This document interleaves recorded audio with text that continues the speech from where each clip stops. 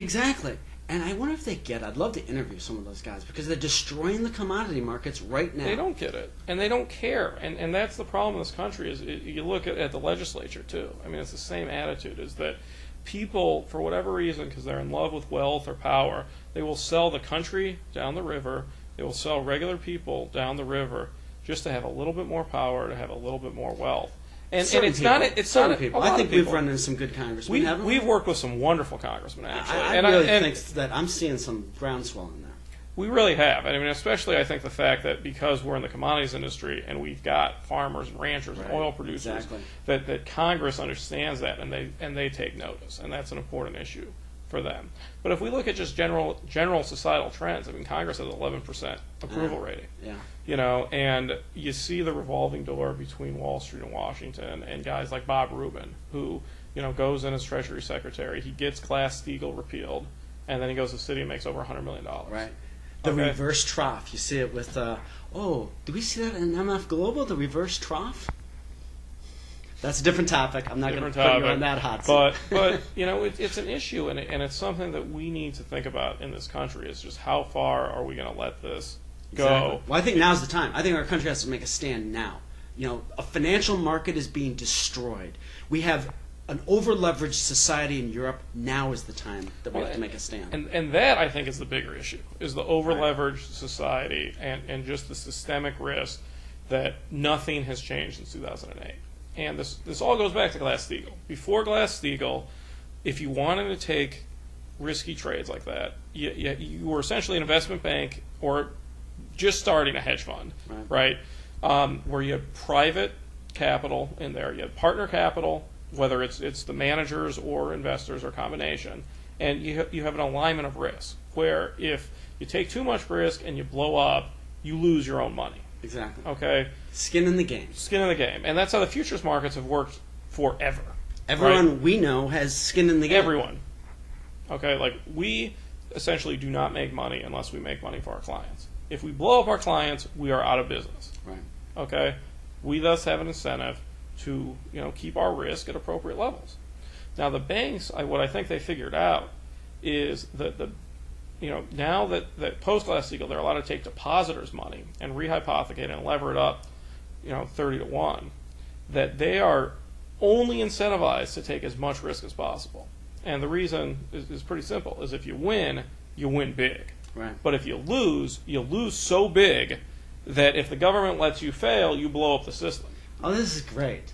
This just kills me that they have the government backstopping their risk. It's nuts. And honestly, I don't think the government understood this, especially pre-2008. You don't think Rubin, and how can these guys at the top not understand that? They've been in the financial industry before. Maybe the guys at the very top do. I don't think the average congressman understands. No. They're not in the financial industry. I think in order to understand what they've done, you've got to be at a certain level to understand the manipulation that's occurred. I don't think. Right. But and this is something that we could fix easily. Okay. Like, again, I come from a programming and legal background, which I write things concisely. Right. An 860-page regulation will never fix anything. It will only make things worse. Exactly. I don't care what's in those 860 Simplify. pages. Right. I mean, the Ten Commandments, you got 2 tablets, right? I mean, pretty good laws. You don't need 860 pages to express anything. Yeah. In this case, you need a couple things. Okay, we already have Regulation T, which caps leverage. Expand Regulation T to say that no U.S. institution or an institution who's holding U.S. citizens' funds can move those funds offshore. Period. Okay? Why?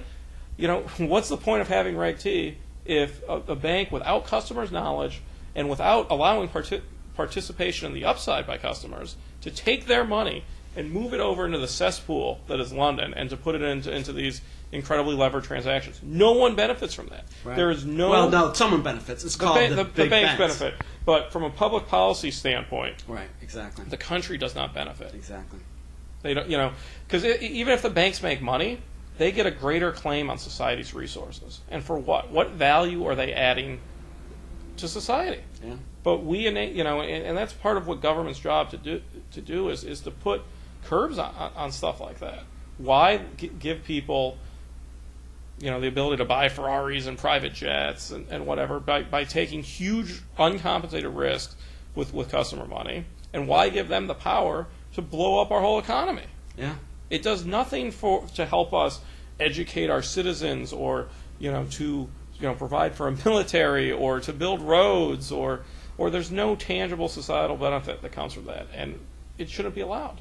Yeah, and the regulation to accomplish that, again, doesn't need to be 670 pages. It's one paragraph. U.S. institutions cannot, under any circumstances, move depositors' funds offshore. Yeah. Fix. Another thing that we're asking the Senate Ag Committee to do, simple fix.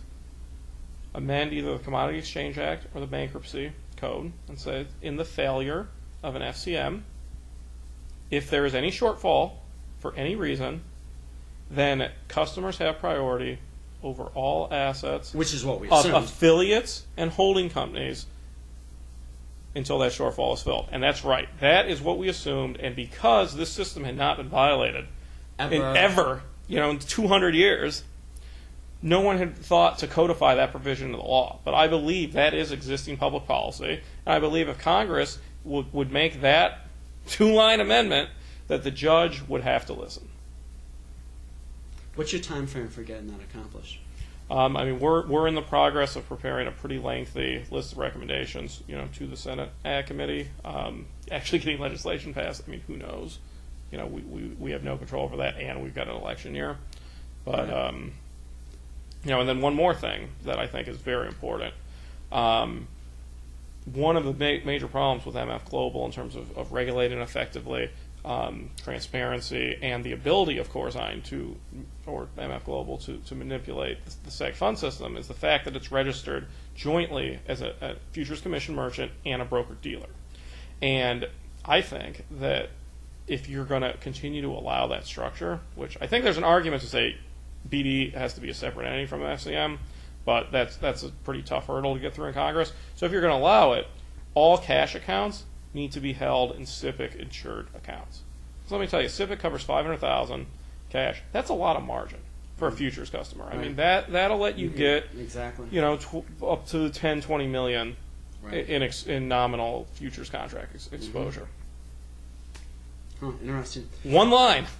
Okay, so let's we don't need 860 pages. Let's talk about where we are in terms of legislation, because here's what I'm hearing out of Congress. I hear that we're going to have some hearings. It's being rumored. I hear that they're open to listening to us and sensible reforms.